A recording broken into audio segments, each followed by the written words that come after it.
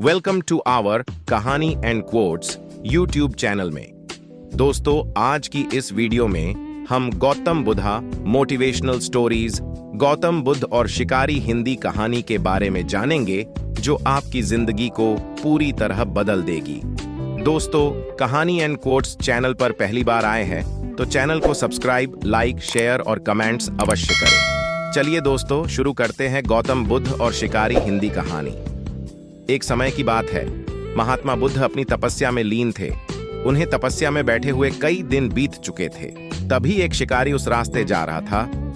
उस शिकारी ने महात्मा बुद्ध को पहचान लिया। शिकारी ने महात्मा बुद्ध के बारे में बहुत बढ़ाई सुनी थी, किंतु वह महात्मा बुद्ध की बढ़ाई से संतुष्ट नहीं था।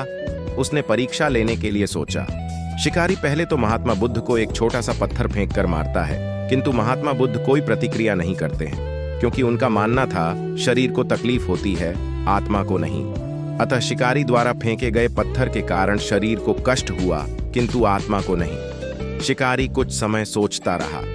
महात्मा बुद्ध कुछ प्रतिक्रिया करेंगे, किंतु महात्मा बुद्ध अपनी तपस्या में लीन थे। उन्होंने कोई प्रतिक्रिया नहीं की।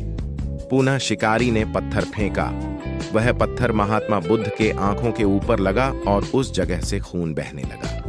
महात्मा बुद्ध को आभास हुआ उनके शरीर से रक्त बह रही है, किंतु वह फिर भी अपनी तपस्या से नहीं उठे। शिकारी को गुस्सा आया और उसने पुनः एक पत्थर और महात्मा बुद्ध की ओर फेंका। महात्मा बुद्ध के शरीर से अब खून अधिक बहने लगा।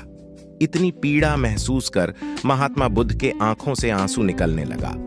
शिकारी ने महात्मा बुद्ध के पास जाकर पूछा, आपको जब मैंने पत्थर मारा तो आपने कोई प्रतिक्रिया नहीं दी?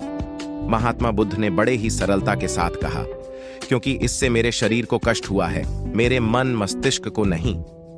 शिकारी अचंभित रह गया। उसने पूछा, फिर आपकी आंखों से आंसू क्यों बह रहे हैं? इस पर महात्मा बुद्ध ने पुनः कहा, तुम्हारे द्वारा किए गए अनुचित कार्य के परिणाम के बारे में मेरा मस्तिष्क, मेरी आत्मा विचार कर रो रही है। तुमने इतना बड़ा पाप किया है, तुम्हें कैसी सजा मिलेगी? बुद्ध की बातों को सुनकर शिकारी महात्मा बुद्ध के चरणों में नतमस्तक हुआ और उनसे क्षमा याचना की। महात्मा बुद्ध क्षमाशील व्यक्ति थे। उन्होंने तुरंत शिकारी को क्षमा कर दिया और अपना आशीर्वाद दिया।